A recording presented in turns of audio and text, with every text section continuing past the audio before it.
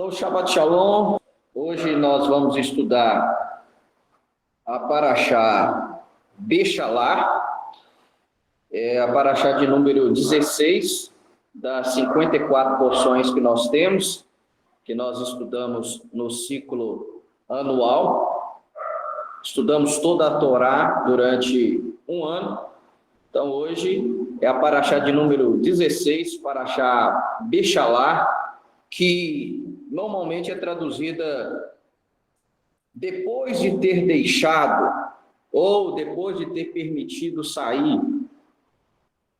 Ela corresponde a Êxodo 13, capítulo 13, versículo 17, e vai até Êxodo capítulo 17, versículo 16. Então, a porção de hoje que nós vamos estudar, a porção, a Parashá Bechalá, ela corresponde a Êxodo 13, 17 e vai até Êxodo 17, 16. Essa é a nossa porção de estudo de hoje. Como eu disse, Bechalá normalmente é traduzido como depois de ter deixado ou depois de ter permitido sair, mas a palavra Bechalá, ela é corretamente aplicada como obrigar a sair. Ou seja, o faraó não só permitiu que o povo de Israel saísse do Egito, obrigou eles a sair. Por quê? Por causa das maravilhas, das 10 maravilhas ali, que nós normalmente conhecemos como as 10 pragas, né? Que Deus infligiu sobre o Egito antigo. Então, Êxodo capítulo 13, versículo 17, nós temos o início da nossa porção e o nome que ela ganhou por causa desse versículo. Diz assim, Êxodo 13, 17. Depois de o faraó ter deixado o povo partir, Deus não os guiou pela estrada principal, que atravessa a terra dos dos filisteus, por causa de sua proximidade. Deus pensou que, ao ver a guerra, o povo poderia mudar de ideia e voltar ao Egito.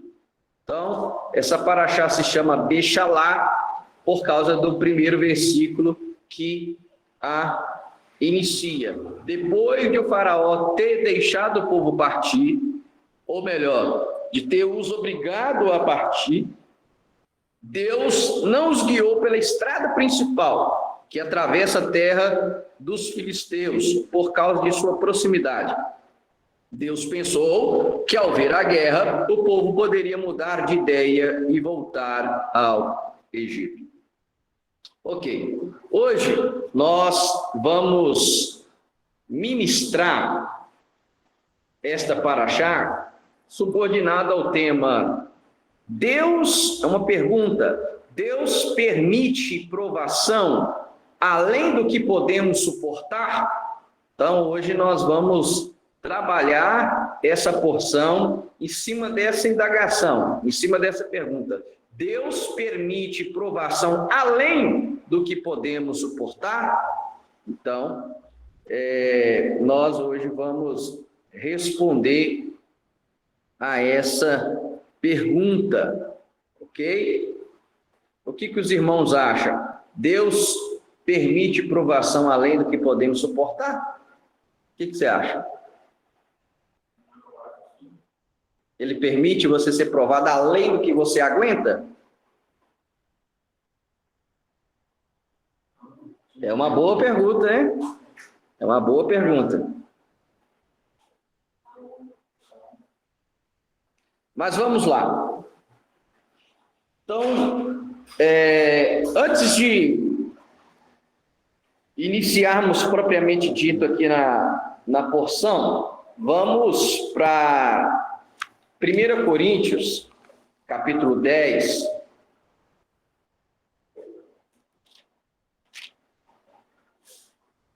1 Coríntios capítulo 10.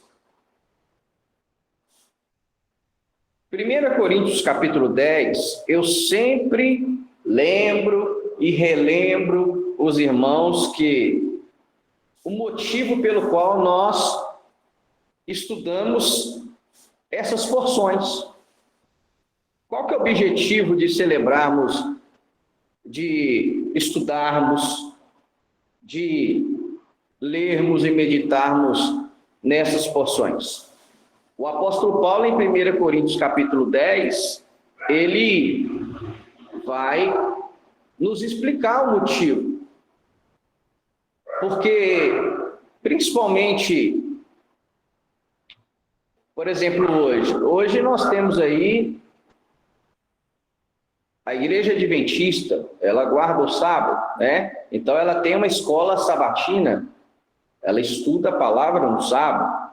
Nós temos aí outras igrejas, principalmente aqui no Brasil, que guardam o domingo como o dia do Senhor. Então, eles não estudam a palavra durante o sábado, estudam a palavra durante o domingo, e tem a sua escola de estudo que chama Escola Dominical, né? E aquilo que nós fazemos aqui hoje na parte da manhã é algo muito semelhante àquilo que é feito na Adventista, aquilo que é feito nas igrejas que guardam o domingo, que é um estudo semanal, ok? Só que, diferentemente das igrejas cristãs, que pegam um estudo aleatório, nós vamos trabalhar esse trimestre sobre o tema tal, sobre o tema, sei lá. Nós seguimos uma cronologia, uma ordem judaica. Nós estudamos durante um ano a Torá, a lei de Deus, né? De Gênesis a Deuteronômio, como o povo de Israel faz. Só que a gente não foca só na Torá, só na lei, só no Pentateuco. Toda porção que nós estudamos, e como eu disse, são 54 porções. Essa lei ela é dividida em 54 gomos, e cada semana nós estudamos um. E quando a gente chega no 54º, nós concluímos o estudo anual das Escrituras. E a gente sabe que cada porção ela tem uma mensagem central. E juntamente com essa mensagem central, nós temos aquilo que na cultura judaica chama de Haftará. O que é Haftará? É um texto dos profetas ou dos escritos que aborda o mesmo assunto que está sendo estudado na Torá.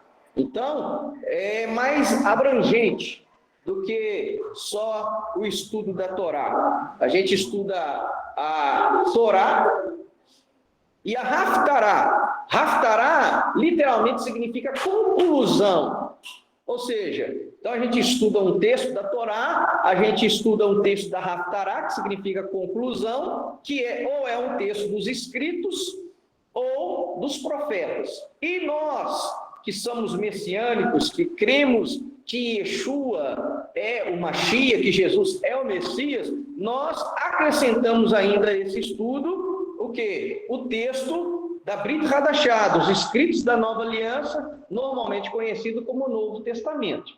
Então, Torá, Haftará, Brit Hadashah. Então, nós estudamos sobre um assunto central, que hoje nós vamos procurar responder, inspirado na Parashá dessa semana, Parashá Bechalá, obrigar a sair, sobre o tema Deus permite provação além do que podemos suportar.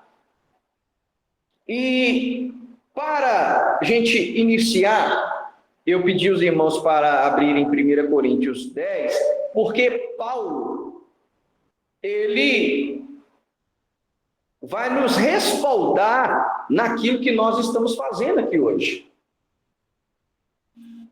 Em 1 Coríntios 10, versículo 1. Olha só o que Paulo diz. Por isso, irmãos, não quero que vocês percam o significado do que aconteceu com nossos pais. Olha só, todos eles foram guiados pela coluna de nuvem, Anã em hebraico, e todos passaram através do mar, do Yansuf. Versículo 2: e em conexão com a nuvem e com o mar, todos foram imersos em Moisés. E também todos comeram do mesmo alimento da parte do Espírito, beberam da mesma bebida da parte do Espírito, porque eles beberam da rocha enviada pelo Espírito, e que os guia, e que os seguia, e essa rocha era o Messias. Contudo, a maioria deles não agradou a Deus, por isso os seus corpos foram espalhados pelo deserto. No entanto, todas essas coisas foram acontecimentos históricos prefigurativos, como aviso para não colocarmos o coração nas coisas más como eles fizeram.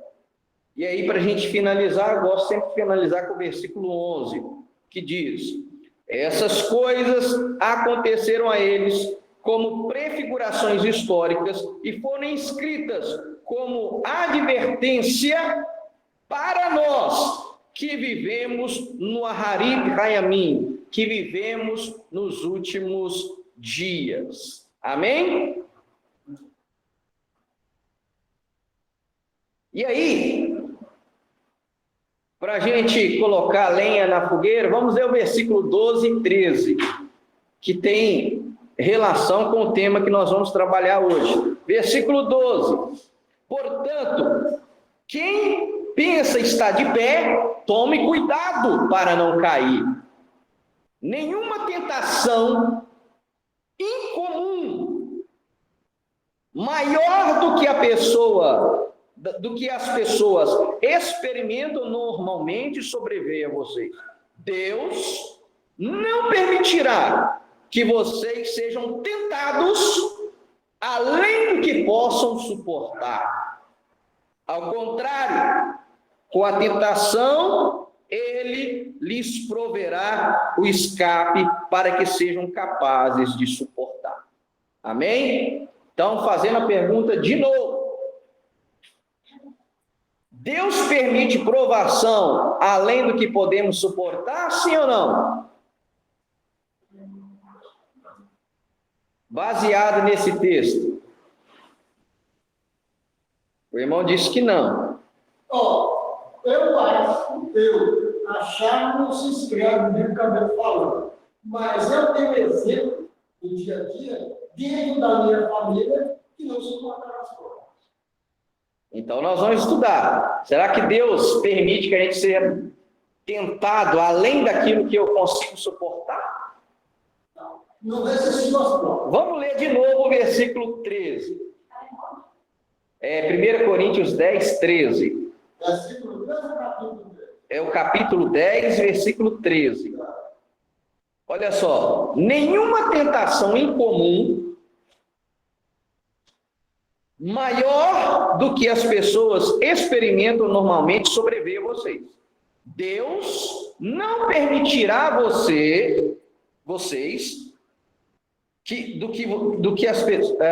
não permitirá que vocês sejam tentados além do que podem suportar. Ao contrário, com a tentação, Ele lhes proverá o escape para que sejam capazes de suportar.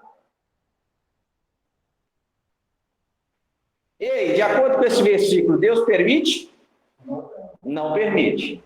Agora, vamos ainda em Paulo, né, para ficar no mesmo autor e para o mesmo povo. Agora, a segunda carta dele, no capítulo 1, vai lá, em 2 Coríntios capítulo 1,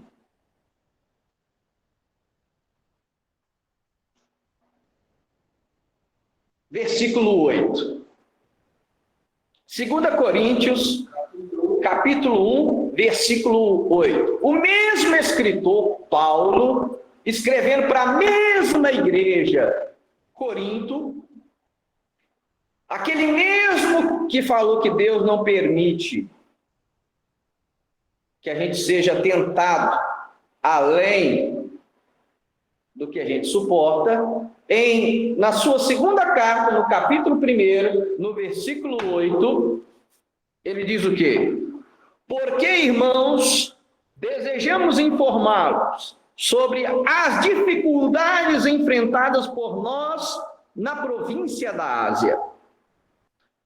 O peso posto sobre nós estava muito além da nossa capacidade de suportá-lo, de modo que perdemos a esperança de sobreviver a ele.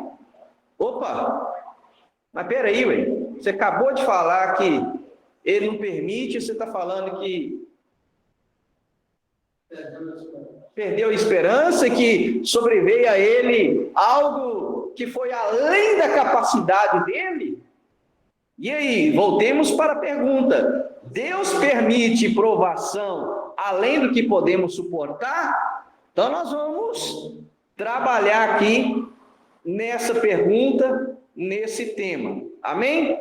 Vamos voltar então para a nossa paraxá em Êxodo, capítulo 13, versículo 17, que é o início da nossa porção.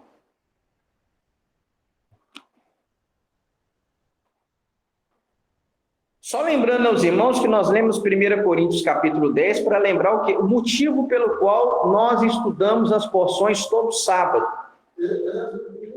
É Êxodo 13, 17. Por que nós estudamos essas porções todos os sábados igual os judeus?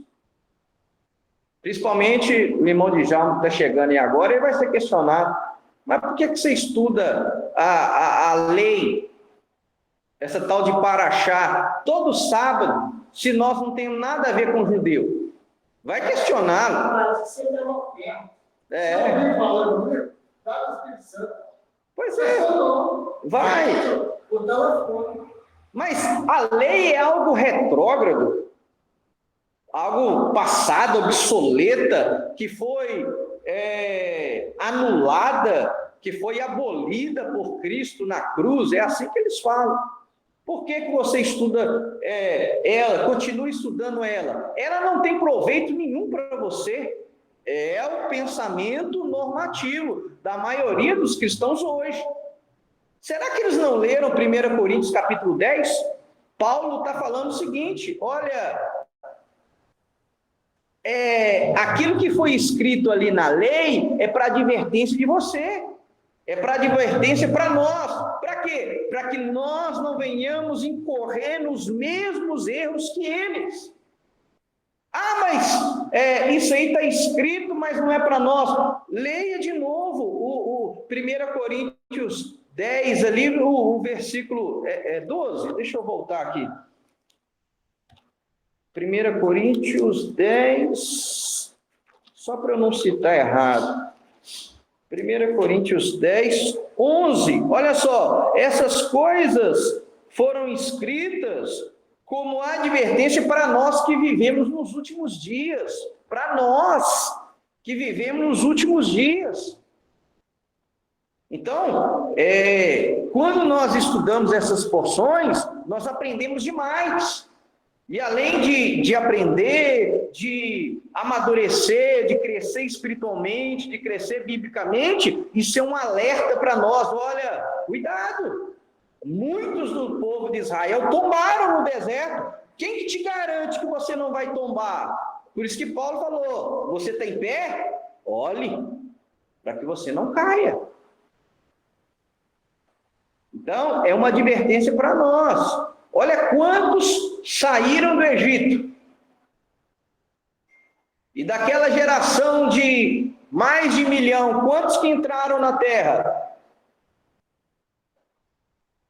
Daquela geração acima dos 20 anos, que saíram do Egito, Toda ela tombou no deserto, com exceção de Josué e Calebe. Não entraram na terra. E quando você vai para o Novo Testamento, para Brit Hadashah, o que o próprio Senhor Yeshua, o próprio Senhor Jesus disse? Muitos naqueles dias me dirão: Senhor, mas em teu nome eu expulsei demônios. Senhor, mas em teu nome eu curei enfermos. Senhor, mas em teu nome eu falei em outras línguas. E o próprio Cristo, o próprio Senhor vai dizer: eu não te conheço. Apartai-vos de mim. E qual que é o segredinho? O segredo está nessa fala. Por que eles vão ser reprovados? Apartai-vos de mim, o quê? Aí que é o segredo. O que é iniquidade? Perceba, Jesus está não reconhecendo e condenando aqueles cristãos, porque quem que expulsa o demônio hoje? Quem que fala em outras línguas hoje? Quem cura enfermos hoje? Esses muitos aí são crentes. Acreditam em Jesus. Só que o que vai acontecer com eles? Vão ser reprovados. Por quem? Pelo próprio Cristo que eles diziam estar seguindo. Isso é gravíssimo. E qual que é o motivo? O motivo está no texto que nós citamos. Eu não vos conheço. Apartai-vos de mim, praticantes da iniquidade. O que é iniquidade? Toda vez que eu sou convidado para igrejas, que eu levo essa mensagem, eu pergunto: o que é iniquidade, irmão? Aí a igreja, numa resposta meio que aleatória: é pecado. Ok, pecado, mas o que é pecado? Aí você vai: pecado é errar o alvo. Qual que é o alvo? E aí vai ficando sem resposta, e aí aquele coro inicial vai sumindo, e as pessoas vão ficando caladas e contraídas e não sabem a resposta. E como diz o apóstolo Pedro, não sabem responder a razão da fé delas. Elas não sabem. O que é iniquidade? Quando você vai lá no original grego, vamos pegar o grego então. Iniquidade no grego é anomia. Anomia, prefixo a de negação. Nomia vem de nomos. E o que é nomos em grego? Lei. Então, anomia é não lei, ou seja, aquele que não guarda a lei, aquele que despreza a lei. Então, Jesus está condenando aqueles que desprezam a lei de Deus. Que falam: não, ela está arcaica, obsoleta, não precisa mais, Jesus já abriu ela. E temos que tomar cuidado. Por quê? Esse ensino que entrou dentro da igreja, que é chamado de antinomismo, é anti-lei. Se a gente tem problema com a lei de Deus, nós é que estamos com problema. Paul Wash vai dizer isso. Então, resumindo, iniquidade, anomia, grego, justamente aquele que vive como se a lei não existisse. Não obedece. E qual que é o perigo? O perigo que a maioria dos pastores estão ensinando isso, que ela já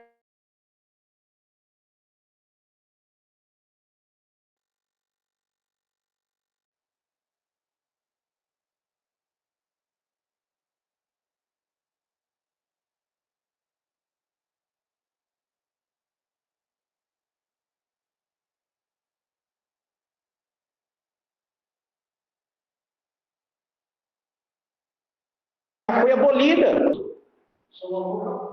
Uai, se ela não foi abolida, qual que é o problema?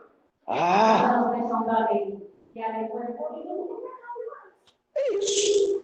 Porque o próprio João, ele vai definir o que é iniquidade. A própria Bíblia explica o que é pecado. Vamos lá. O que a Bíblia diz? Nós estamos fugindo um pouquinho do tema, mas vamos lá. O que a Bíblia define como pecado? A Bíblia responde ela mesma. Em Deus, irmãos, não há confusão.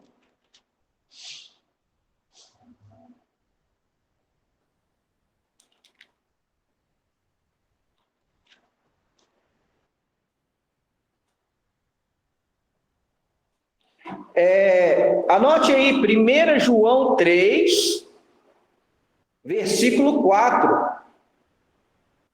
Como diz, né? Isso aí é Novo Testamento. Né? Eles falam, não, mas isso aí está no Antigo. Não, então vamos para o Novo Testamento. 1 João 3, 4. Olha só o que diz 1 João 3, 4. Todo aquele que continua a pecar, transgride a lei. De fato, o pecado é a transgressão da lei. Olha só, o que é definição de pecado na Bíblia? Pecado é a transgressão da lei de Deus. Se ela não é válida hoje, logo, como disse a irmã Cristina, não existe pecado. Porque o que define pecado? É a lei. É aí por isso que muita gente não entende o que Paulo escreveu. De fato, como diz o apóstolo Pedro, Paulo escrevia de forma difícil. Mas ele diz mesmo, a lei, ela não salva. O que ela faz? Ela nos mostra o pecado. E quando eu peco, o que ela faz? Ela não tem poder para me salvar nem para me justificar. Ela me conduz a Cristo. E é em Cristo que eu tenho perdão dos meus pecados. Mas eu não posso falar que a lei foi abolida, porque se eu falar que a lei foi abolida, não existe pecado, que a própria Bíblia diz que o pecado é a transgressão da lei. Então, essa teologia hoje que está dentro dos seminários, dentro dos cursos teológicos, ele é um problema. E eu ouso dizer que ela é um câncer dentro da igreja, que está comendo a igreja por dentro. É por isso que hoje você vê aí todo tipo de igreja. E aquilo que nós estamos estudando, que o Dietrich Bonhoeffer chama de a graça barata. Uma graça que não justifica o pecador, mas justifica o pecado. Não, é porque não é bem assim. Jesus ama todo mundo. Deus não vai jogar ninguém no inferno, porque Deus é amor. Então é um evangelho distorcido.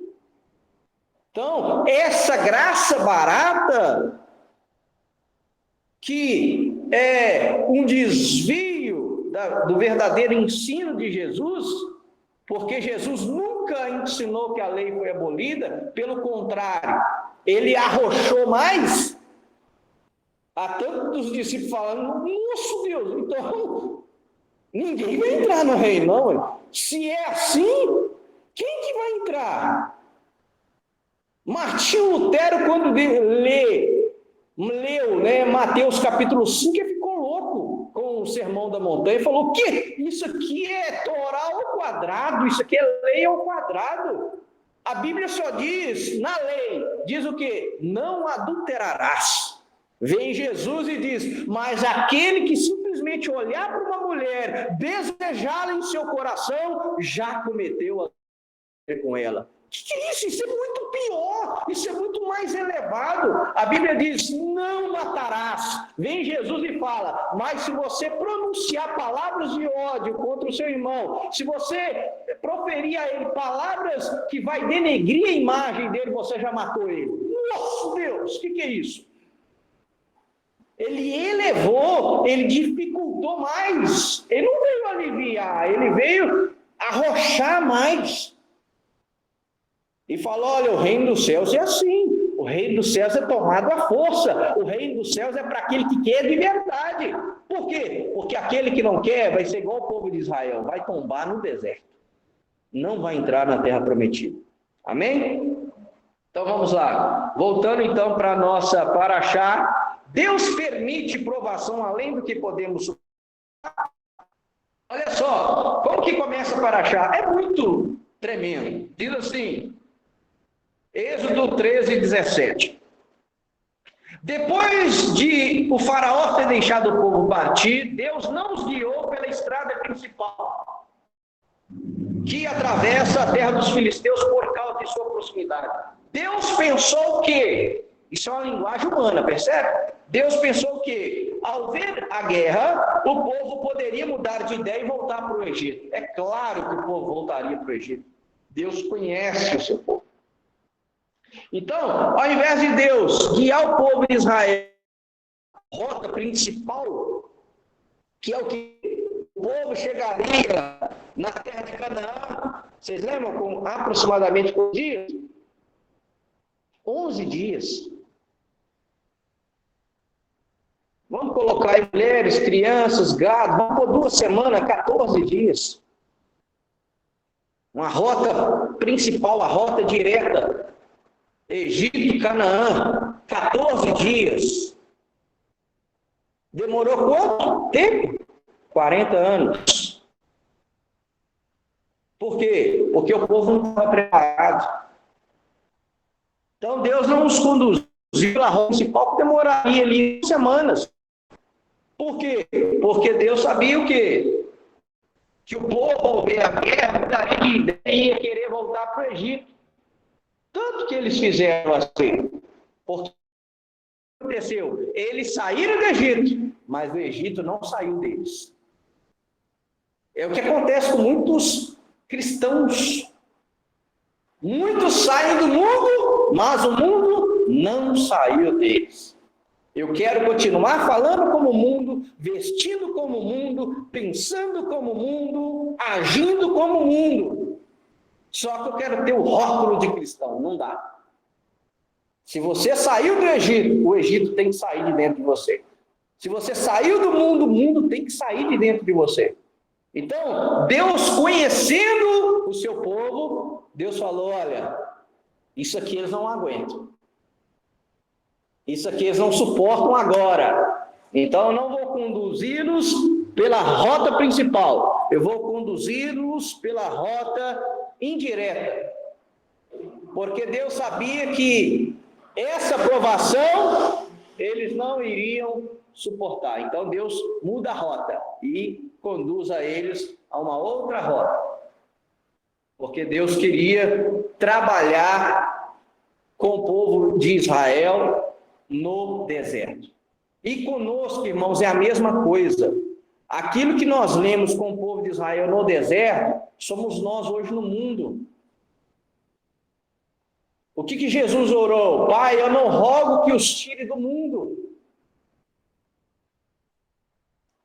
mas que nós venhamos ser preservados no mundo. Então, assim como o povo de Israel foi testado, certo? Nós somos testados todos os dias no mundo. Todos os dias nessa vida nós somos testados, nós somos provados, nós somos experimentados. Todos os dias. Ok? E aí, no versículo 18 diz assim: em vez disso, Deus guiou o povo por uma rota indireta, através do deserto, junto ao mar de Suf. O povo de Israel subiu com um armamento completo da terra do Egito. E esse texto é forte. A palavra armamento aí em hebraico é shamushim. Shamushim. Ou Ramushim, né? Melhor. É o Ramushim. O texto diz que eles saíram do Egito. E aí no hebraico é Ramushim. C-H-A-M-U-S-H-I-M. Eles saíram armados. E aí, os sábios do povo de Deus, ele diz, o povo de Israel saiu armado, porque a palavra Ramushim é da mesma raiz da palavra Romesh. E Romesh, em hebraico, significa 1/5. Ou seja, 20%.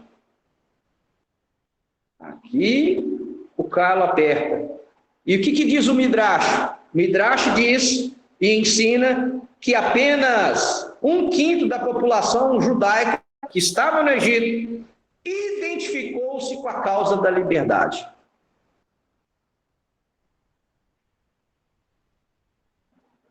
E aí o Midrash vai dizer que do povo que estava no Egito, só saiu 20%. O Midrash, na praga ali da escuridão dos 3 dias, restante, os 80% morrem durante essa praga. E de fato, o que sai do Egito é só 20%. Só 20% se identificou com a mensagem de Moisés e com a causa da libertação. E aí é preocupante. Você faz parte dos 80% que se diz que saiu do mundo, ou faz parte dos 20% que de fato se identificou com a mensagem da salvação? É essa a pergunta que nós temos que fazer. Eu sou parte dos 80% ou eu sou parte dos 20%? Porque, vamos colocar assim, 80% vai ouvir do próprio Senhor Yeshua: eu não te conheço. Afaste de mim, praticante da iniquidade. Vá para o fogo eterno que está destinado a Satanás e os seus demônios. E os 20%? Vinde, benditos do meu Pai, e possuí por herança o reino que vos está preparado antes da fundação do mundo. Você vai estar do lado da maioria ou você vai estar do lado da minoria?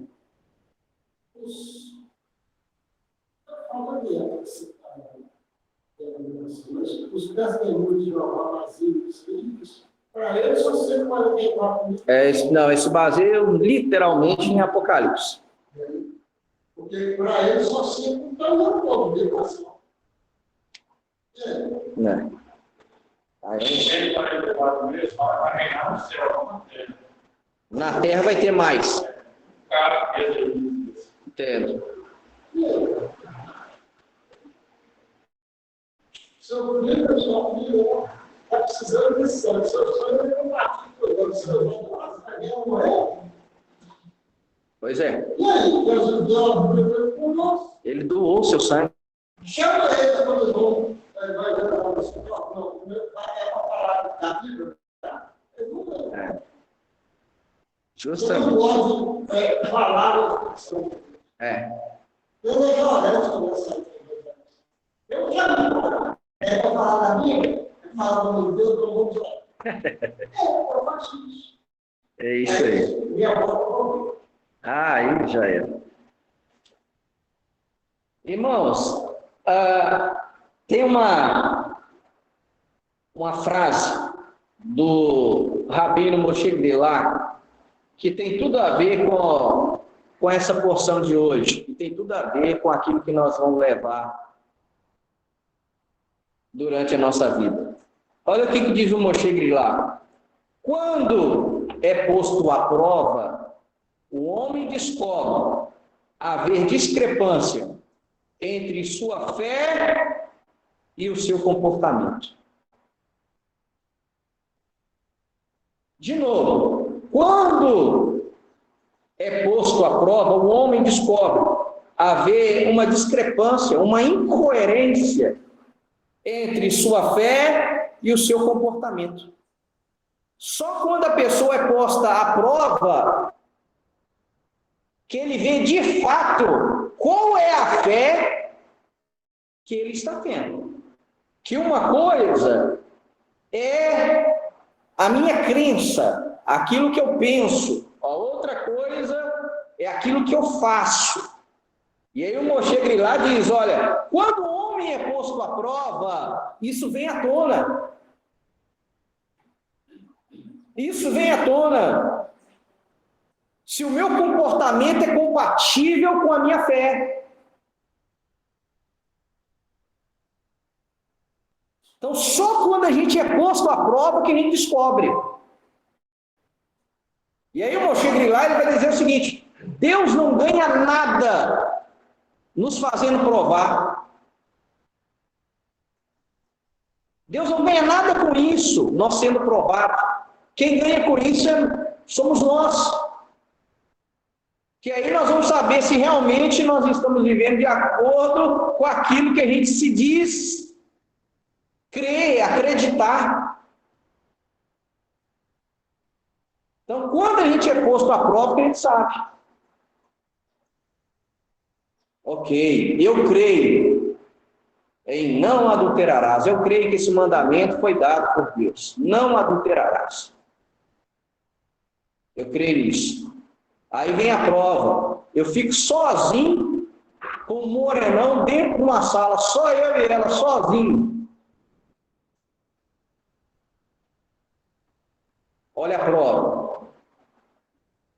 A minha fé diz, opa, acerca aí, hein? A minha fé diz mais, nessa situação, foge, fuja. Não tenta enfrentar, não, foge. Da aparência do mal, foge. Da prostituição, foge. Não tenta enfrentar, não, que você tomba.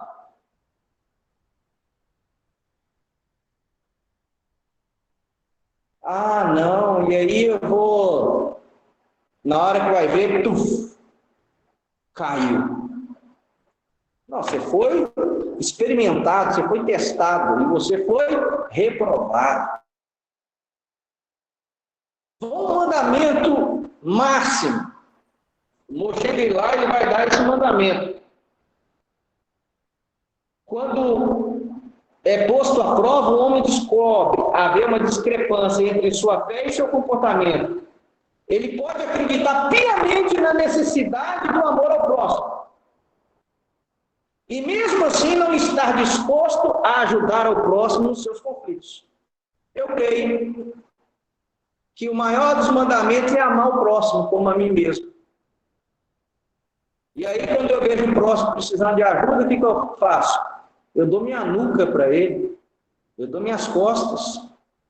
Opa, você foi testado ali agora e você foi reprovado. Por quê? O seu comportamento não correspondeu àquilo que você pensa que você acredita.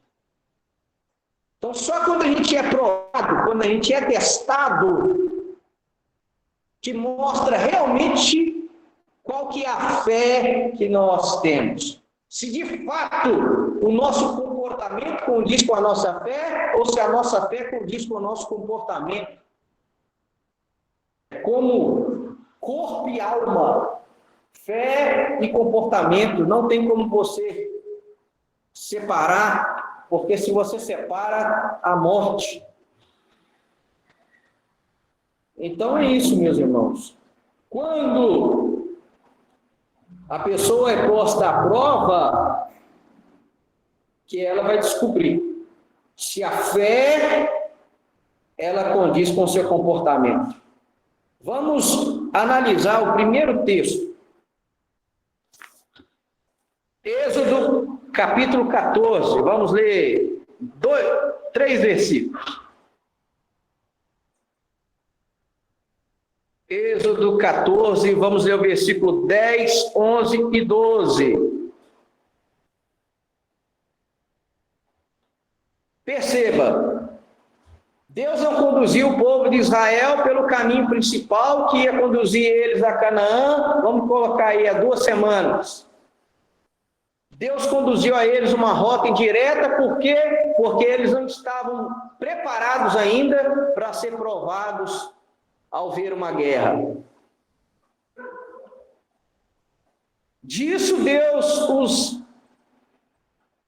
livrou, os isentou, mas de ver a perseguição do exército de Faraó a eles, Deus não os isentou. Olha o que diz, Êxodo 14, 10.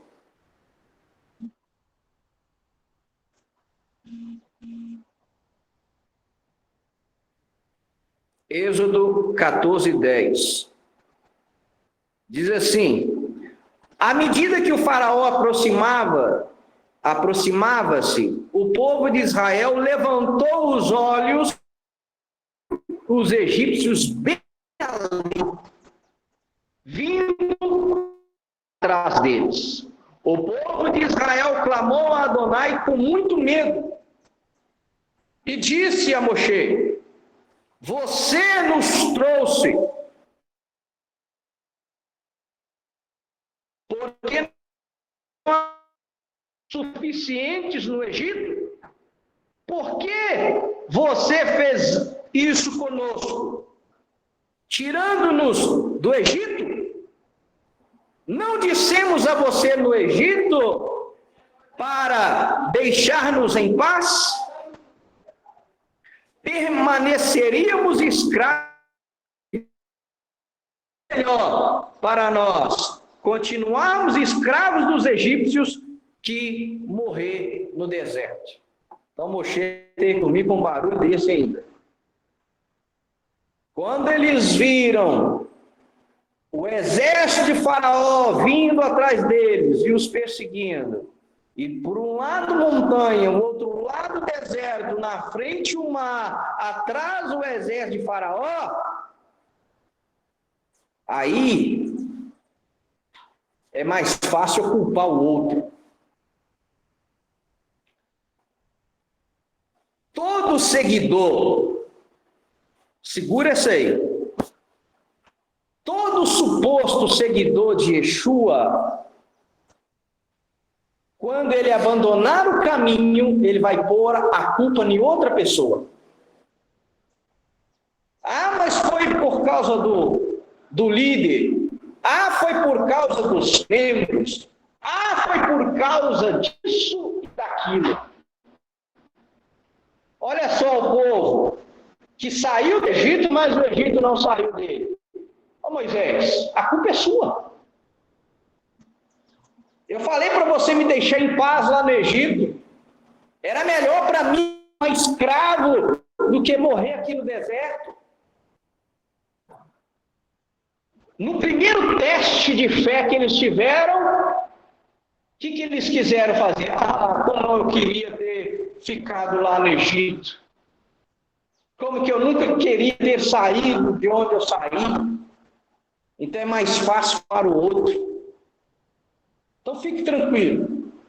Porque pode acontecer que na sua caminhada de fé as pessoas vão te culpar. A culpa é sua. Porque eu estou no mundo hoje. A culpa é sua. Foi você que não foi um bom irmão, uma boa irmã, um bom líder. É muito mais fácil culpar o outro. Então, quando a pessoa começa a culpar muito o outro, começa a haver muito erro no outro, isso é sinal de que essa pessoa saiu do mundo, mas o mundo não saiu dela. Isso a gente chama de síndrome de Adão. Adão, quando ele peca, o que ele faz? Ele esconde atrás da árvore. Tem muita gente que quando está em pecado, esconde atrás da árvore da desculpa. É mais fácil. Isso é desde o princípio, gente. Não é hoje, não. Quando Deus questiona Adão, Adão, por quê que você percebeu que você estava nu? O que Adão disse? Em outras palavras, a culpa é sua, Deus. Foi o Senhor que me deu a mulher, foi ela que me fez pecar. Ele pega a culpa dele, porque ele tinha recebido a ordem de não comer diretamente de Deus. Aí ele põe a culpa na mulher, foi a mulher. Aí Deus diz, mulher, por que você foi isso? Eu? Foi a serpente. Aí culpa a serpente. Aí a serpente olha para o lado e não tem mais culpar. Sobrei. Então, isso é do ser humano, culpar o outro. Ah, não, a culpa é da serpente. Ah, não, a culpa é da mulher. A culpa nunca é dele. Então é muito mais fácil eu culpar o outro do problema que é meu. Então isso é muito antigo, gente. Então, olha o que eles falaram. Olha, Moisés, foi você que tirou do Egito. Então, esse povo que saiu do Egito, o Egito não saiu deles. Eles quiseram retroceder. E a Bíblia diz que quem retrocede, Deus não tem prazer na alma daquele que retrocede, não. Se tem algo que Deus não tem prazer, é naquele que sai e depois retrocede. Faz isso não. Retrocede não. Enfrenta. mas não retrocede. Vamos lá. Segundo teste. Agora Êxodo 15.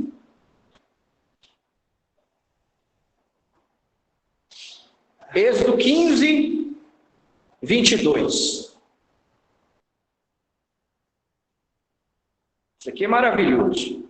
Êxodo 15, 22. Olha só o que diz o texto. Êxodo 15, 22. Preste atenção nos detalhes. Moshe guiou Israel para fora do mar de Suf. Eles saíram em direção ao deserto de Shur, mas depois de viajarem durante 3 dias no deserto, não encontraram água. Como é que diz aí na sua versão? A minha diz, depois,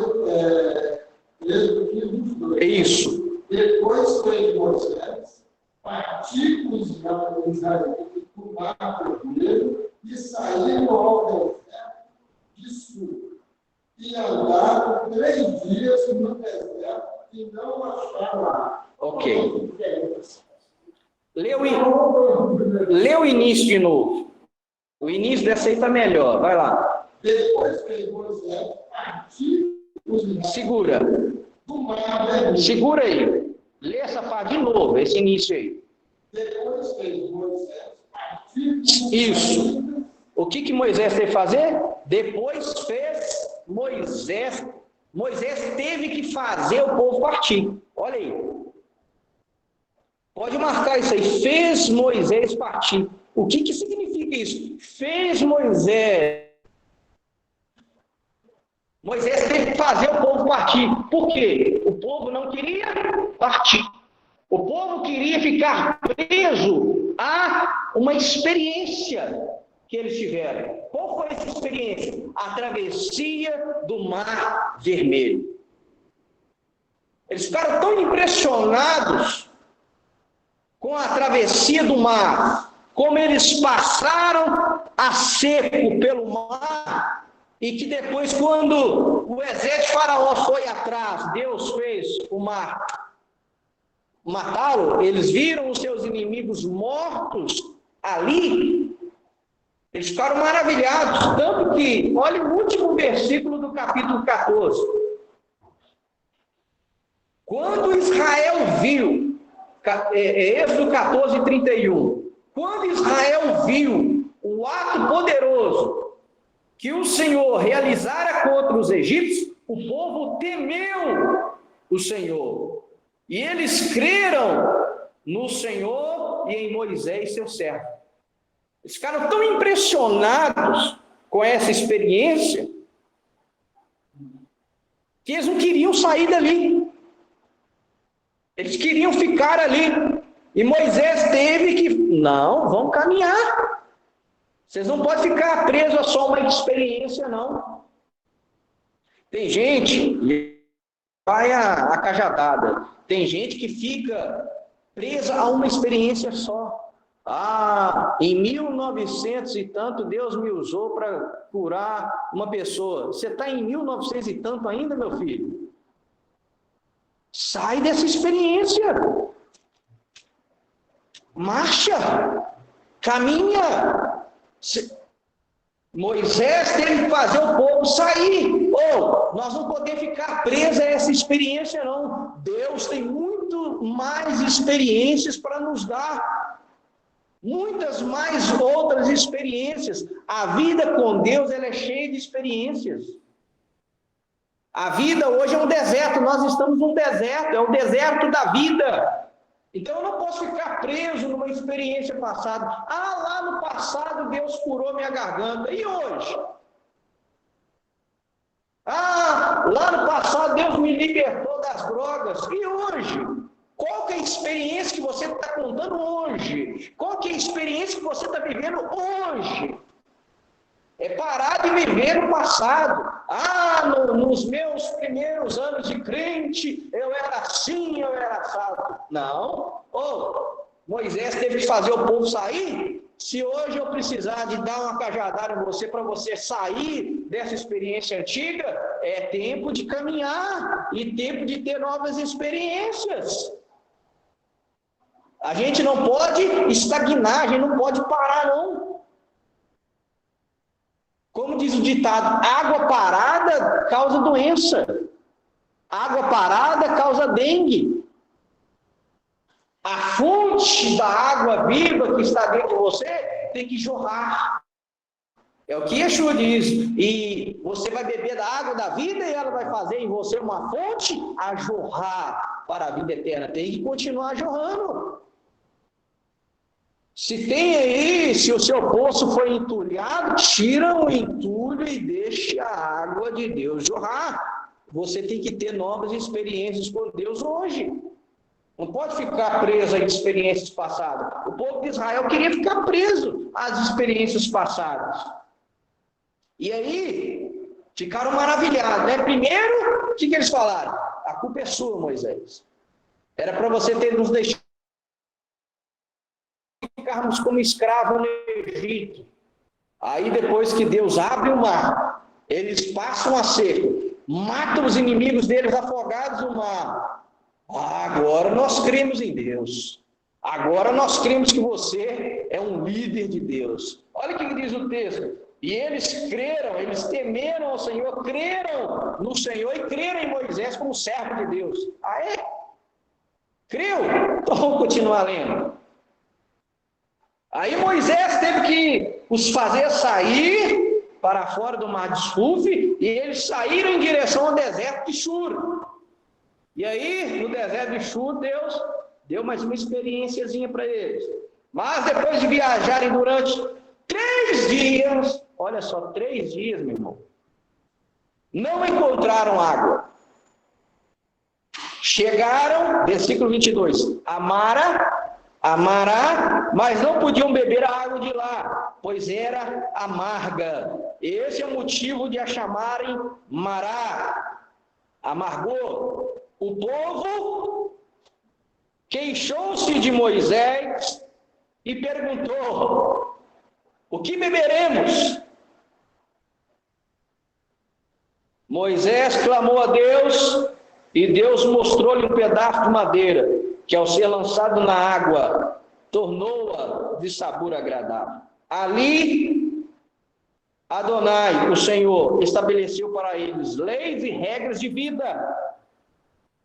E ali ele os testou. Como é que está aí? Final do versículo 25. Está teste? Como é que está aí o versículo 25? Ali os colocou à prova. Ou testou. Então Deus testa? Sim. Nós estamos no deserto da vida e nós somos testados todos os dias. Nesse deserto se chama vida, nós somos testados. Você está sendo testado. Eu estou sendo testado. Depois de 3 dias da experiência que eles tiveram no mar de Suf, no mar de juncos, eles reclamaram: Moisés, nós estamos 3 dias sem beber água. Cadê a água? O que nós vamos beber? Deus os testou ali. Deus não poderia fazer água brotar da rocha? Sim. Deus não poderia fazer com que aquelas águas ali já se transformassem em potável? Sim. Por que Deus não fez? Novamente eu repito, Deus não ganha em nada em nos testar. Não é para Ele, é para nós. Anote aí, a palavra em hebraico para provar, testar, é naká. E naká, N-A-C-A-H, naká. É a palavra hebraica aí para provar. Ou vai depender da versão, vai traduzir como testar. Deus nos testa, Deus nos prova. Naká também pode significar experimentar. Ou, anote aí, exercitar. Aqui é o segredo. Quando Deus nos prova, quando Deus nos testa, Ele está exercitando. A Ele? Não, a nossa fé. Anote aí uma outra frase rabínica. Deus quis exercitar seu povo na observância de seus mandamentos, através das experiências a que o submeteu. De novo, Deus quis exercitar seu povo na observância de seus mandamentos, através das experiências a que o submeteu. Sabe por que Deus nos testa, nos prova? Ele quer nos exercitar a obediência. Ele quer ver se nós vamos obedecer ou não. E essas experiências aí que a gente tem no dia a dia. Então, na dificuldade, se lembre, sempre, na hora que a pessoa te afrontar e começar a te xingar, lembra, opa, isso aqui é um teste. Isso aqui é uma aprovação, eu estou sendo testado aqui agora. Por que eu não enfio um murro no meio da boca desse camarada agora? Eu tenho braço para isso. Por que eu não faço isso? Epa, eu estou sendo testado agora, eu estou sendo provado agora.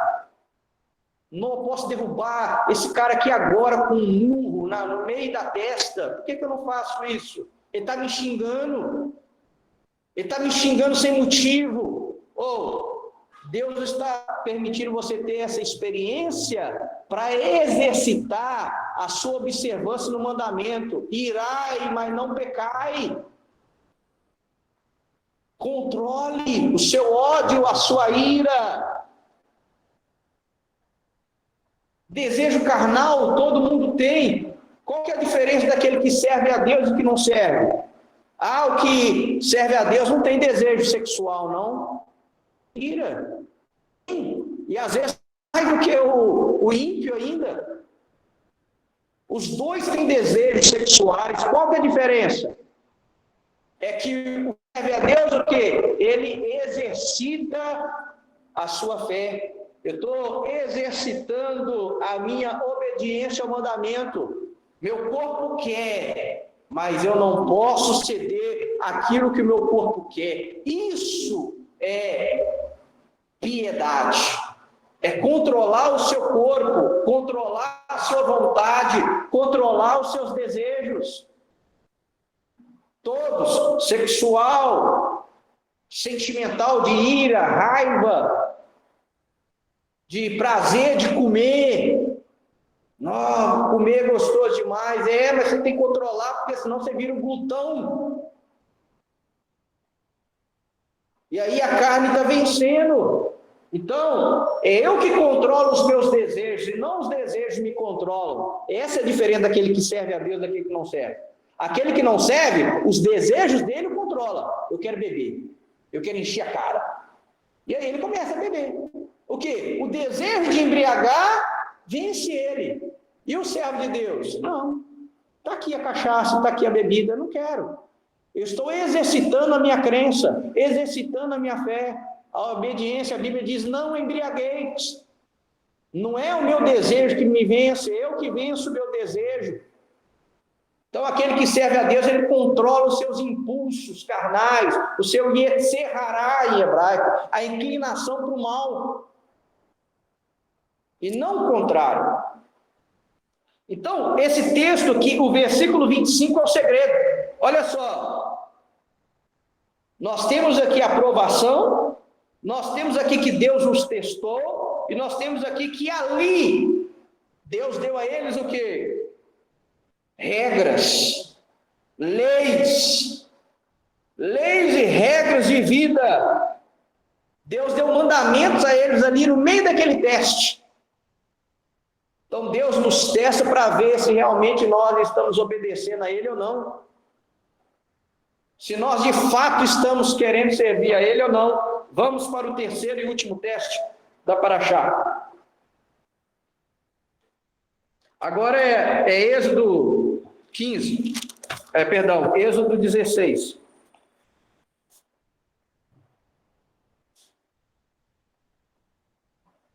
Outro teste. Eles partiram de Eilim e toda a comunidade do povo de Israel chegou ao deserto de Sim, entre Eilim e Sinai, no 15º dia do 2º mês após a saída da terra do Egito.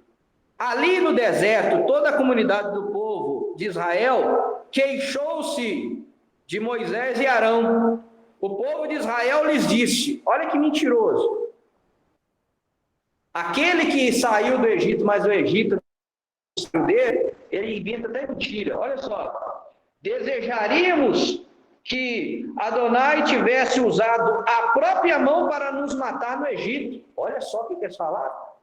Ali nos assentávamos à volta de panelas com carne cozida e dispunhamos de alimento conforme desejássemos. Escravo tem isso, gente? Mentiroso. No entanto, vocês nos tiraram de lá e nos trouxeram a este deserto para fazer toda a assembleia morrer de fome. Olha o versículo 4. Marca o versículo 4. Adonai disse a Moshe, o Senhor disse a Moisés, eis que farei chover pão do céu para vocês. O povo deve sair e juntar todos os dias uma porção diária. Assim eu os testarei na carne. Deus deu maná para quê? Para os testar.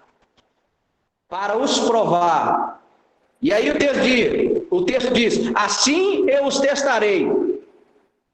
Eles guardarão minha lei ou não? Assim eu os testarei.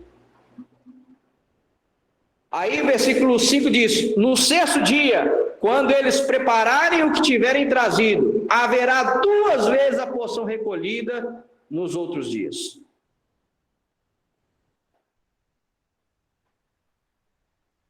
Deus deu maná. Em hebraico, man. Para fazer o quê? Para os testar, para os provar. Para quê? Para que fé? Se eles vão guardar o mandamento. E aí ele falou, olha, vai cair e vocês vão recolher. No 6º dia, dobrada, porque não vai cair. Não vai cair. E Deus é tremendo. Porque o que acontecia com o maná? Aquele que era zoião, olho grande, pegava muito. E aí na hora que ia fazer, mas não sobrou. E aquele que era preguiçoso, não, acho que isso aqui dá. Não vai dar não. Deus aumentava e não faltava. Aquele que pegava demais, não sobrava. E aquele que pegava de menos, não faltava. Provisão divina. Deus não permite nem sobrar e nem faltar. Deus dá a porção diária. É isso que nós temos que aprender. Nós não temos que ficar preocupados com o mundo, não. Ter. Contente com aquilo que Deus te dá. Deus não vai permitir faltar. Todos os dias nós, como o povo de Israel não estava no deserto, eles dependiam da provisão diária de Deus. Nós temos que parar de ficar preocupado em achar que nós é que nos sustentamos e lembrar, opa, tem um Deus que me sustenta. O mesmo Deus que sustentou o povo de Israel no deserto e dava porção diária.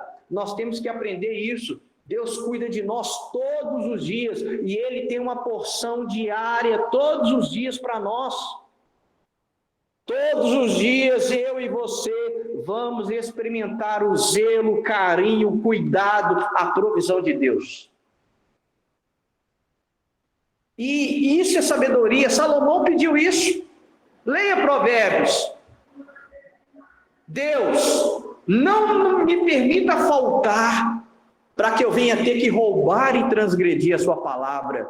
Deus, não me permita ter demais para que eu comece a colocar meu coração nas coisas e eu me esqueça do Senhor. Me dê a provisão diária. Porque é perigoso. Aquele que não tem, ele pode cair no furto. Aquele que tem demais pode colocar o coração nas coisas e esquecer de Deus. Por isso que o sábio, ele pede o quê? Deus, me dê a porção diária. Nem de mais e nem de menos, me dá o necessário para eu viver. E se você serve a Deus, creia, aquilo que você está vivendo, é isso aí. O Bolsonaro está cuidando. É isso que nós temos que ter. Eu não vou ler aqui, mas depois você leia. O resto do capítulo aí 16 vai falar disso. Aquele que guardava demais dava bicho, porque Deus falou, não estoque. Tem gente aí estocando riqueza, estocando bens. Eu tenho tanto investido nas ações, nas aplicações. Eu tenho tantos imóveis. Eu tenho. Vai ser comida de bicho. Como diz a música. Não fique estocando, não. É daqui que Jesus se inspirou a falar, olha, não acumulem tesouros na terra, acumulem tesouros nos céus, aonde a traça não come, e nem a ferrugem corrói. Ajuntem tesouros nos céus, não aqui, porque aonde estiver o seu tesouro, ali estará o seu coração. Vamos lá. Olha só. Vamos ler.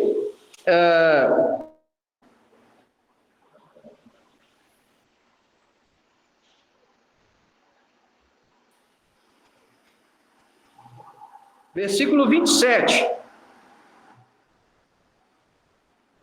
Contudo, no 7º dia, algumas pessoas saíram para recolher e não encontraram nada. Deus falou, olha, no 7º dia não vai cair. O que o povo foi? Foi lá fora para colher no 7º dia, sendo que Deus já tinha dado a porção dobrada na 6ª.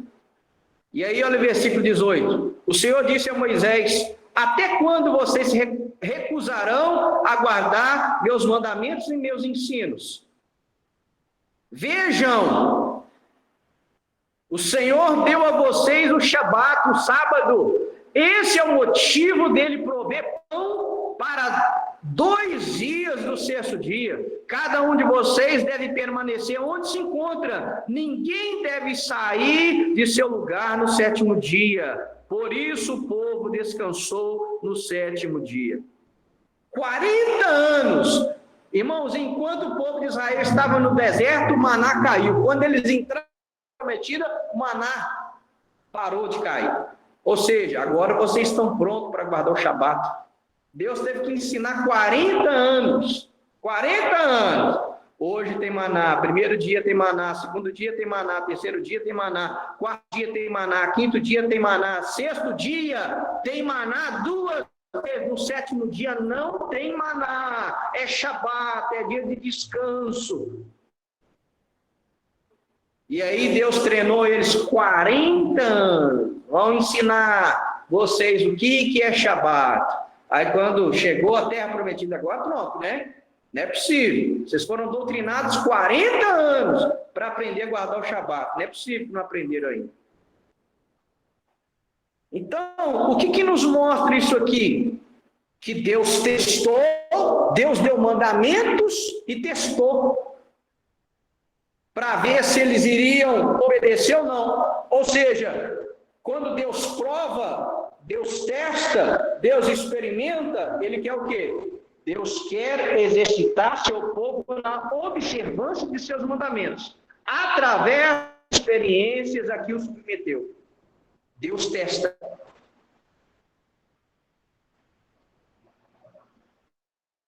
Deus testa.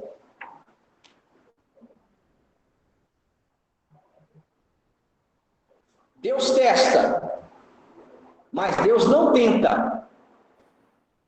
Opa, entendeu? Deus testa, Deus não tenta. É diferente. Testar e tentar. Deus testa, Deus não tenta. Quem tenta? O inimigo? É Satanás? É o diabo que nos tenta? Mas quem criou o diabo? Deus.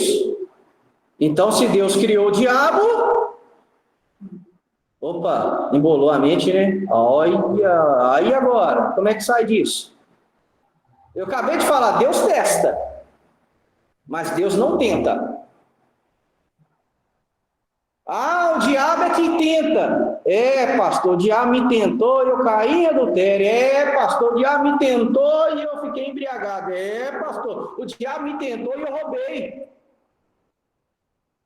Vamos aprender mais uma coisa aqui hoje. Deus testa. Deus não tenta. Se eu falar que o diabo é que tenta, porque quem criou o diabo?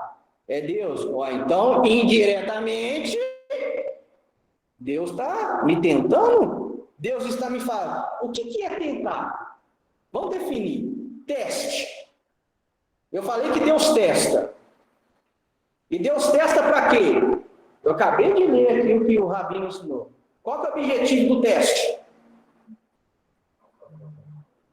Exercitar a minha observância no guardar o mandamento. Deus vai me testar só para me fortalecer. O objetivo do teste é isso. É me aprimorar. Deus não me testa com o objetivo de me fazer fracassar. É de me fazer fortalecer. Esse é o teste. É para embalar. É para embolar mesmo. Deus criou o Satanás. Criou. É, ué. Aí, Tá nada. começa a vir para aqui, matar, roubar e destruir. E quem criou ele? Deus deu a vida e filho como E quem criou Satanás? Foi Deus. Uai, e Deus não sabia? Deus Ah. criou o homem também. Deus criou, faz com bem. Ó, nós estamos chegando aí, ó. Então vamos lá. E por que o homem criou água no fogo? Está sendo para quê? Para matar. Só matar. E para proteger. A bomba serve para quê? Destruir. Só destruir. Mas não foi Deus que criou o homem. A destruição, vamos lá. A bomba foi criada para destruir. Mas destruir o quê? Depende. Lá na mina usa para quê? Ah, é algo ruim ou bom? Ah, então tem o bom e o ruim. Depende da forma como eu uso. Para o bem e para o mal. Se eu preciso da arma para matar um animal para eu comer, opa, eu usei ela para o bem. E se eu usar ela, vai vir matar a mim e a minha família, eu matei em legítima defesa. A própria legislação me permite matar em legítima defesa. Eu usei para o bem. Para quê? Para proteger minha família. Então depende. Pastor, já matando.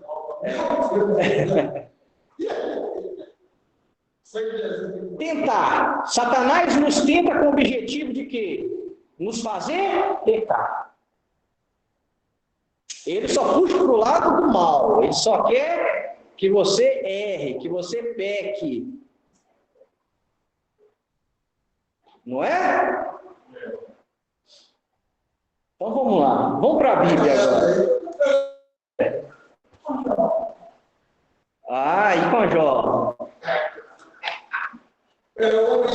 Ah, e Deus falou, pode.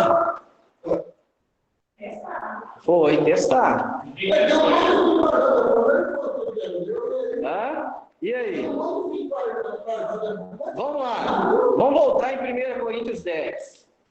Olha que legal, 1 Coríntios 10. 1 Coríntios 10, 13.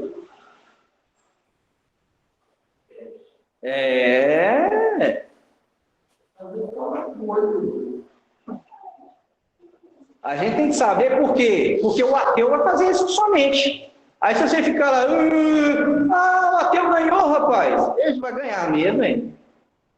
O ateu, ele vai agir assim. O filósofo, ele vai agir assim. Ele começa com uma pergunta.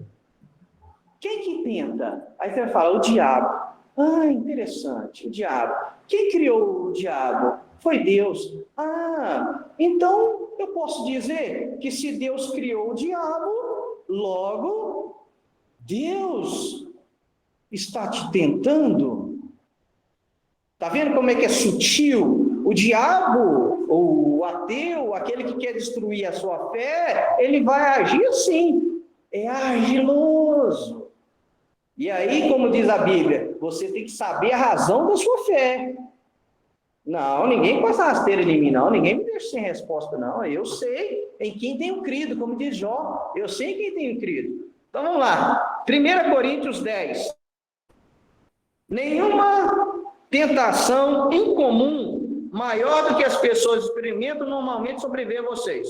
Deus não permitirá que vocês sejam tentados além do que podem suportar. Ao contrário, com a tentação, ele lhes proverá o escape, para que sejam capazes de suportar.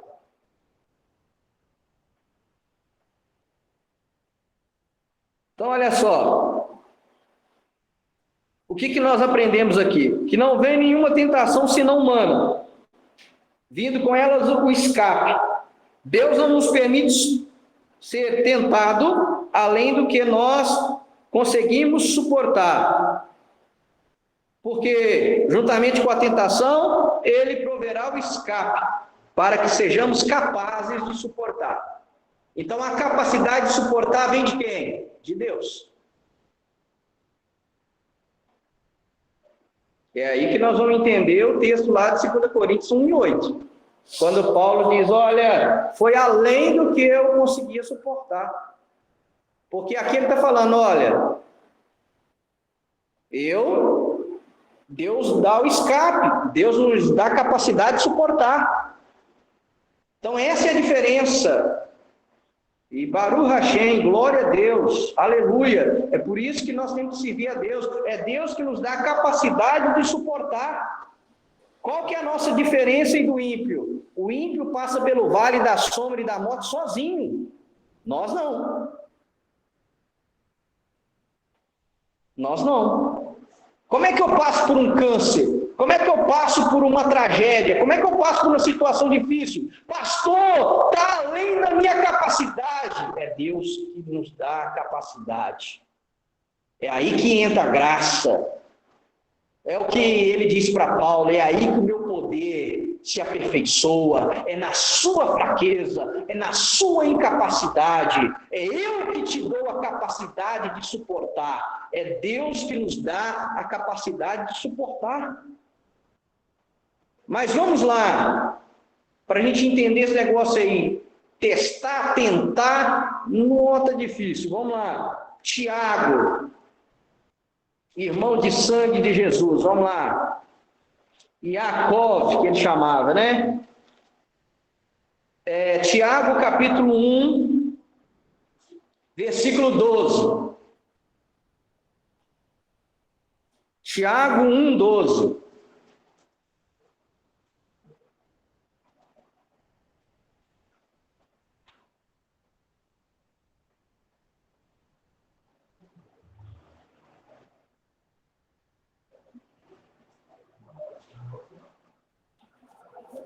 Todos encontraram?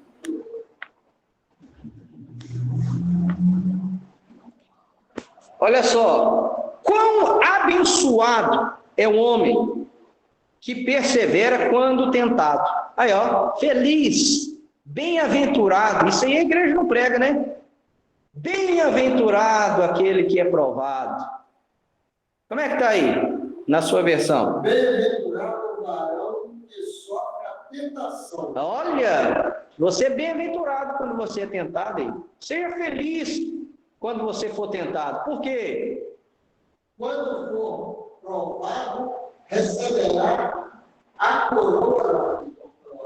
Tá vendo? Só recebe a coroa da vida aquele que passou na prova. Você não ganha diploma só depois que passa na prova? É o mesmo princípio. Mas olha aí, olha o 13. Ninguém a ser tentado diga, estou sendo tentado por Deus. Por quê? Deus não pode ser tentado pelo mal. E ele mesmo não tenta. Eu sempre lembro do ensinamento de Josué, do pastor Josué. Tudo que Deus manda a gente fazer, ele já fez. Lembra desse ensinamento, pastor Wagner? É fortíssimo. E ele não tenta por quê? Porque ele não pode ser tentado. A minha impressão usa duas palavras. Eu acho que a diferença está aí. Eu acho que quando Deus faz alguma coisa, ele prova. Que aqui o versículo 2 fala: feliz é o homem que persevera na provação, não na tentação. Porque depois de aprovar, receberá a coroa da vida. É duas coisas diferentes. Isso aí é prova. É. Prova de Deus. Só que aí depois, ele já não usa a prova. Quando alguém for tentado, jamais deverá dizer que estou sendo tentado por Deus, pois Deus não pode ser tentado pelo mal e ninguém tenta. Ao 14, é o segredo. Cada um, porém, é tentado. Olha o segredo aí, gente. Tá aí, ó. Tá aí, ué. Você é tentado por você mesmo. É a sua má inclinação. O segredo aí, ó. A pessoa, quando ela é tentada pela sua própria carne, pela sua má inclinação, pelo seu próprio desejo. Está dentro de você. Vamos lá, Jardim do Éden de novo. A tentação estava fora do homem. A árvore do conhecimento do bem e do mal. A serpente. Aí ele pega e come. Internaliza, coloca para dentro dele. Aí surge Yetzer Hará, a inclinação para o mal. E aí olha o que o Tiago diz. Não fala que Deus está te tentando, não. Porque você é tentado por aquilo que está dentro de você. O que Jesus diz? É do coração que procede os adultérios, os assassinatos, a fornicação, os roubos, os furtos. Tudo procede de dentro, nasce dentro do ser humano. Então está dentro. A tentação está dentro. Está dentro. Todo dia eu versículo que a menina passou na pauta, eu fui embora, curti, acabou tomando essa área, e a tentação está dentro. A tentação é humana. O tentador é sobrenatural. É o diabo. O que o diabo faz? O desejo de comer carne está aqui, dentro de mim. Olha o cardápio. Ó. O que você quer? Está aqui, ó. Pode escolher. O diabo só te apresenta o cardápio. Você pega se você quiser. Ele te apresenta as possibilidades. Eu não acredito que você não vai fazer isso. Deus te deu um livre-arbítrio de escolher. Jesus, transforma essas pedras em pães, você está com fome.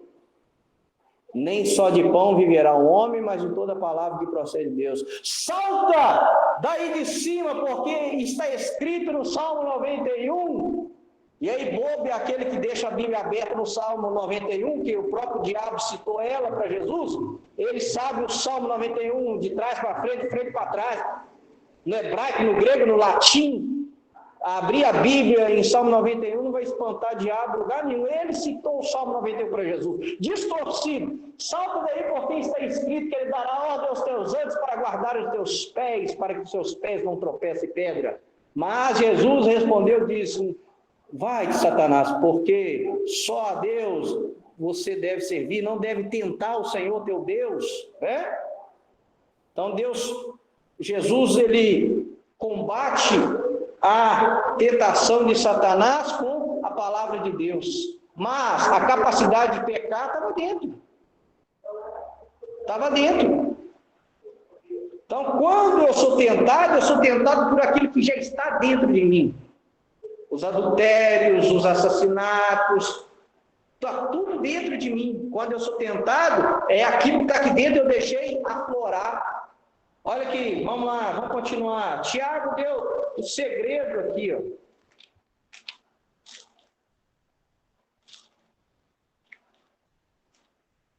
Então, por que a aprovação não é senão humana? Porque ela procede de nós. É inerente, é natural ao ser humano. Por isso que a tentação é natural. E por isso que a tentação não é além do que eu consiga suportar, porque ela é natural. Ela é da minha natureza e eu posso controlá-la ou não.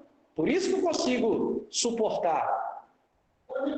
O tentador, ele é sobrenatural, mas a tentação é natural.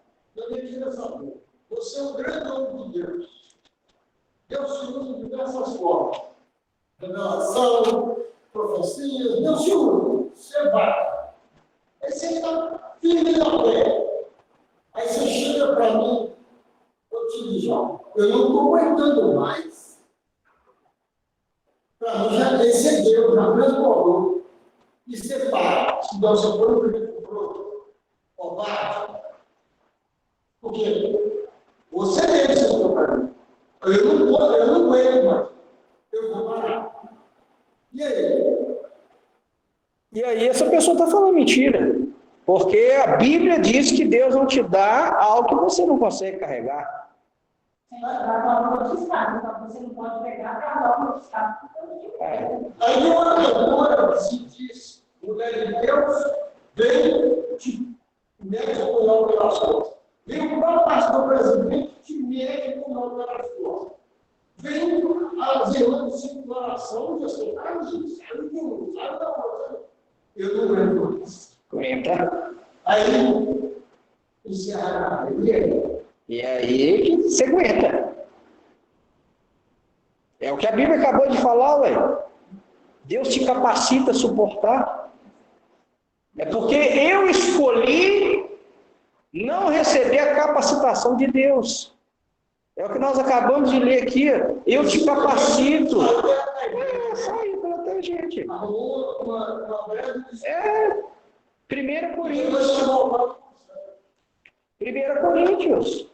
1 Coríntios 10, 13. Olha só, nenhuma tentação incomum maior do que as pessoas experimentam normalmente sobrevive você. Deus não permitirá que vocês sejam tentados além do que podem suportar. Ao contrário, com a tentação, lhe proverá o escape, para que vocês sejam capazes de suportar. Deus capacita, Deus dá a capacidade de suportar.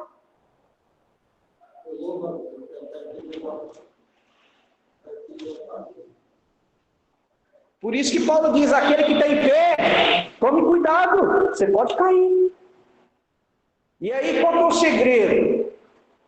Para eu vencer, para eu não baixar a guarda, é aquilo que Paulo fala. Quem você está alimentando mais, o espírito ou a carne? Se você alimentar o espírito, você vai vencer. Se você alimentar a carne vai vencer.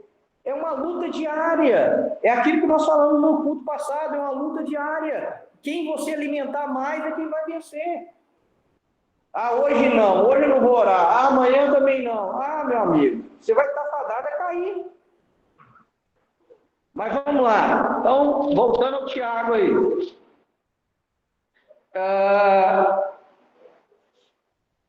Tá lá. Aí, o versículo 14. Em vez disso, cada pessoa tentada ao ser arrastada. Tiago 1,14. Em vez disso, cada pessoa é tentada ao ser arrastada e atraída pelo engano do seu desejo. Então, é algo dentro. Então, tendo sido concebido o desejo, dá luz ao pecado. E quando o pecado cresce, plenamente dá à luz à morte. Aí é consequência, aí é um abismo chamando o outro. Isso é o que Tiago está falando aí, é como que o pecado nasce. Nós já ministramos esse texto aqui, como é que o pecado nasce? Olha aqui, ele está desde a concepção. E a resposta está no 12. 12. A resposta não consegue colocar aqui. Olha aí. Como abençoado é o homem? É o versículo 12. Leia. Para a sua resposta. Bem-aventurado para o que sofre a tentação, porque quando for provado, receberá a coroa da vida. Está vendo? A qual o Senhor tem prometido aos que o amam.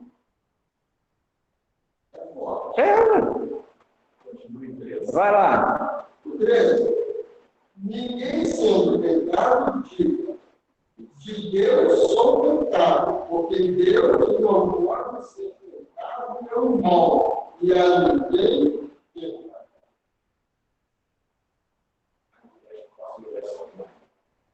É isso, bem-aventurado. É um bem-aventurado. Quanto mais testado, tentado, mais testemunho você tem para dar. Eu passei por isso. Por isso que Paulo diz: posso todas as coisas naquele que me fortalece. Posso. Mas você pode ser tentado, você pode sofrer decepção. O que ele fala? Eu sei ter abundância e sei ter escassez. E ele fala: eu sofri naufrágio, eu sofri açoite, eu sofri frio, eu sofri risco de vida, eu sofri apedrejamento. Olha a lista de Paulo. E aí ele conclui: tudo posso naquele que me fortalece. Então não tem desculpa não. É porque eu escolhi parar. E aí é mais fácil colocar a culpa em A, B, C, D, E, F. É a síndrome de Adão. Foi a mulher. A mulher o quê? Foi a serpente. E a serpente, não tem ninguém para pôr a culpa. Então vamos voltar agora para 2 Coríntios, né? Que senão a Bíblia está se contradizendo. 2 Coríntios 1:8, onde Paulo fala que sobreveio a ele uma provação além do que ele conseguia suportar. Porque é baseado nesse versículo aqui que eu conheço um pastor que ele ensina, fala: não, Deus, ele te dá provações além do que você pode suportar. Eu também. Provavelmente deve ser o mesmo pastor. Mas vamos lá. 2 Coríntios 1:8 diz assim: portanto, irmãos, desejamos informá-los sobre as dificuldades enfrentadas por nós na província da Ásia. O peso posto sobre nós estava muito além de nossa capacidade de suportá-lo, de modo que perdemos a esperança de sobreviver a ele. Então, olha só, um peso foi posto sobre eles muito além da capacidade de suportá-lo. É o que muita gente fala. Esse irmão aí, ele pode pegar esse texto aí e usar com você aqui, ó. Paulo, ele sofreu uma provação além do que ele tinha capacidade de suportar. Então, por que Paulo não parou? Aí você aperta ele. Ó, é engraçado, Paulo não parou, por que você escolheu parar? Ah, o segredo é escolha. Você escolheu parar. Você escolheu jogar a culpa no outro. Mas vamos lá. Versículo 9. Sentimos no coração estar sob uma sentença de morte. Contudo, o propósito de tudo era fazer-nos confiar em Deus, que ressuscita os mortos, não em nós mesmos. Ele nos resgatou desse perigo mortal e nos salvará outra vez. Ao que vocês devem adicionar seu auxílio mediante a oração a nosso favor, pois tantas quantas pessoas orarem, tantas mais darão graças quando sua oração for respondida. Qual que é o segredo aqui?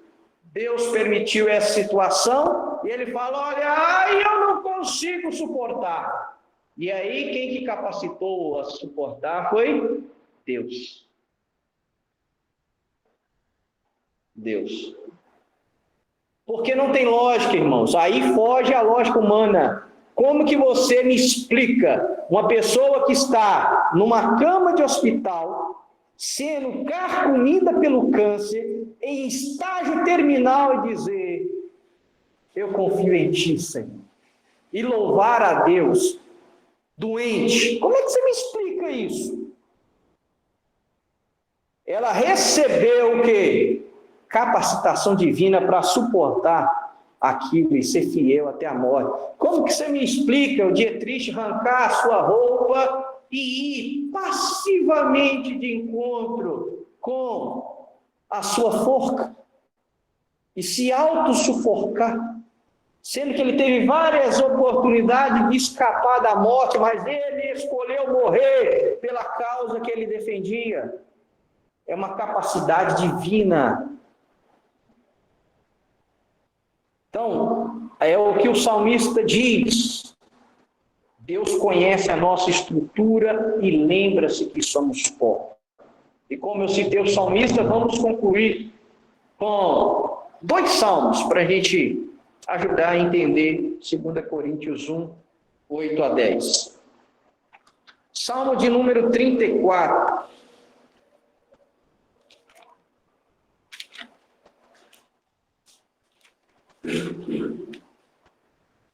Salmo de número 34.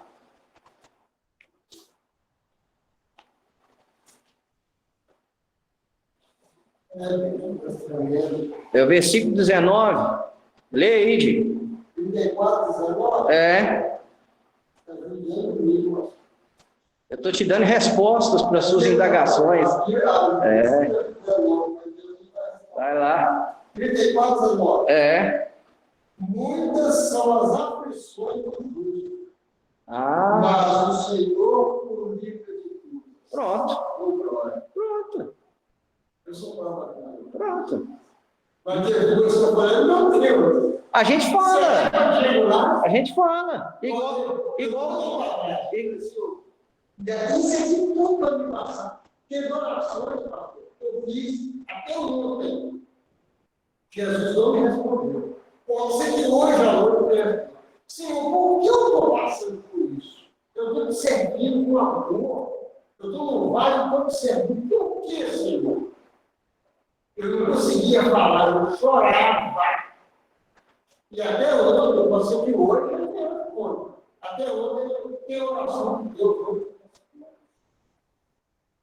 Deixa para você. Vai te mostrar. Vai te responder, eu concordo comigo? Sim, senhor. Eu vivi isso. Livro um monte. Deus não respondeu Jó até hoje.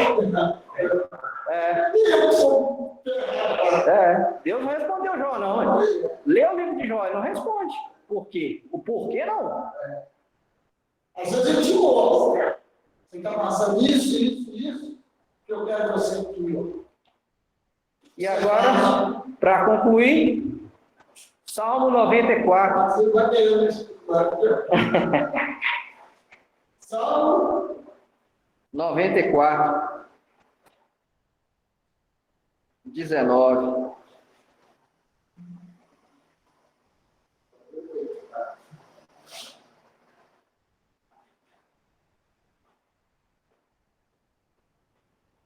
Pode ler o 18. Versículo 18. 18 e 19. Versículo 18. Quando eu disse, o meu pé vacila, a tua benignidade, Senhor, me sustenta. Isso é graça, tá? O tradutor foi maldoso aí, colocou benignidade, mas aí é graça. A palavra é reino, graça. Ou seja, a tua graça me sustentou. É o salmista falou. Então é daí que esse texto aí, Deus lembrou a Paulo, a minha graça te basta. O meu poder se aperfeiçoa na sua fraqueza. E aí, o 19? Multiplicando-se de dentro de mim os meus cuidados, as tuas consolações relaminaram a minha alma. Isso aí. Quando minhas preocupações são muitas dentro de mim, teu conforto me encoraja. Então, meu amigo, Deus não permite provação além do que podemos suportar.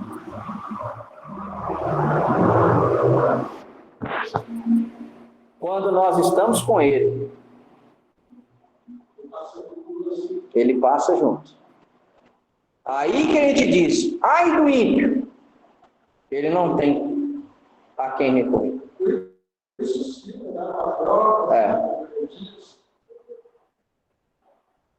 E quando você dizer, Senhor, está pesado, está além do que eu posso suportar. Como o próprio Paulo falou, estava além da minha capacidade, mas era para me lembrar. Aí ele recorre àquele que tudo pode. O 17, número 4, 17. Se Adonai não me tivesse ajudado, eu logo estaria habitando na terra do silêncio. Se a terra tivesse entrado com as provisões necessárias dentro do texto de Paulo, ele estaria contando, olha, eu estou trazendo um ânimo para você dos seus técnicos, porque eu passei por X técnicos. E toda a palavra, quando remete a trazer a lembrança, trazer a lembrança sempre quando traz a memória do nosso povo, que eles passaram, inclusive, essa poção desse dia, essa poção desse dia para a gente levar para sempre na nossa vida, porque, olha, o inimigo está no seu acompanhar, certo? Certo. É um teste, certo? Certo. O seu inimigo mais forte, mais poderoso, e se você não confiar em lugar e colocar em prática essa sua confiança, serão executados. Até a vida para vocês irem, o teste continua. Está aqui, está lá, é só com vocês.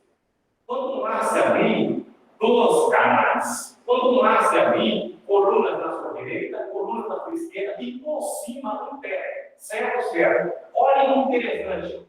Estou armando o lado de pé chorando, mas não ativo por cima. Olha que interessante. Eles passam por terra seca. Certo, certo. Quando eles pisam no mesmo lugar, é lama, Só Deus, né? Exato. Mas dentro do teste, dentro da aprovação. Dentro da aprovação, nós temos o escape. E os testes de Deus sempre são para fortalecer a nossa fé. E voltando, quando Deus põe o homem à prova é para descobrir se a fé e o comportamento estão conectados. Olha só, Gênesis 22.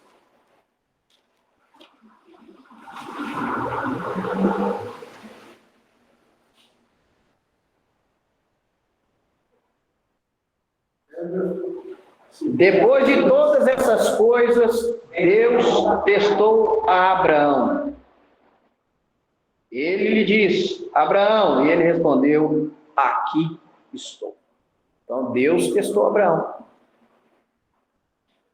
Assim como ele tentou os descendentes de Abraão. Testou os descendentes de Abraão. E aí depois ele falou, olha, agora todo mundo está vendo a sua fé. Você não me negou o seu filho, o único filho, a quem você amava. Que é teste como esse, me dá seu filho, aquele que você ama. Eu tenho interesse em ter coragem dele. Pois é. Estou sendo sincero. Deus não me ensina esse Deus. Você tem um só na mão. Você tem coragem de ter Deus, por isso só assim. Eu não tenho isso. Eu vou reclamar na hora. Eu vou te sozinho. Mas é no meio ou no caso. Você tem um. Eu vivi. Você tem coragem de ter. Quero sacrificação. Aí eu vou correr para falar, eu vou receber a lei. Opa, eu vou correr. Você falou que tem coragem? Ela quer ver na hora. A nossa fé intelectual, É. eu creio em Deus. Até você crê em Deus, até o momento que você tem, se você tiver um problema de saúde, você tem que pegar na farmácia. Mas e quando você chega num limite, você está no hospital, tem recurso do médico, tem medicina, você tem recursos de Deus, mas depende muito exclusivamente de Deus. Aí a diferença da sua fé intelectual, você fala que você. Do tratamento. O que faz o testemunho ser edificante quando o crente sincero fala assim: olha, irmãos, aquele câncer chegou a hora que eu vi que minhas vistas foram. Eu fui até que eu fui ainda. Eu vi na lágrima, o choque, e depois eu apaguei. Aí eu me trouxe a vida. Eu fui testado até o limite. Daí para lá, se eu for qualquer testemunho, eu não vou de pé. Então a gente tem que pensar bastante no que a gente vai falar, no que a gente vai falar. Amém? Então vamos orar, agradecendo a Deus por esse estudo. Tutano, Djalma. Tutano. Água com batata aqui não. Água com batata. Se não tiver acostumado com mocotó, vai dar caganeira. Vai dar diarreia. Então, vamos orar, agradecendo a Deus por mais esse estudo. E como o senhor fez a prece, ele é sentado mesmo, que Deus me guarde. Que Deus nos guarde de pé, que o Senhor nos ajude a perseverar, fiéis até o fim, porque é o que a Bíblia diz. Aquele que perseverar até o fim é que será salvo. Amém? Então, que o Senhor nos ajude a nos manter em pé, que o Senhor nos ajude, que o Senhor nos capacite, que o Senhor, quando estiver exercitando a nossa fé, que nós venhamos permanecer fiéis ao Senhor, em nome de Jesus. Eterno nosso Deus e Pai, graças te damos por mais esse estudo da tua palavra. Eterno, que o Senhor nos dê um Shabbat Shalom, um sábado de paz, que o Senhor possa continuar nos fortalecendo na tua presença, que o Senhor possa continuar nos fazendo crescer, ó Pai, em conhecimento e graça, Pai eterno, Pai querido, pois a tua palavra nos diz: errais por não conhecer as Escrituras e nem o poder de Deus. Que o Senhor nos ajude, ó Pai, a crescermos a cada dia na graça e no conhecimento do Senhor. Pai eterno, que o Senhor nos despeça na sua shalom e que logo mais, no culto à noite, o Senhor nos dê um culto abençoado, que nós tenhamos, ó Pai, uma Seudat Hadom, uma ceia do Senhor, ó Pai, onde seja marcada pela presença do Senhor. É o que nós te pedimos e agradecemos em nome de Yeshua, o nosso Messias. Amém, amém, amém.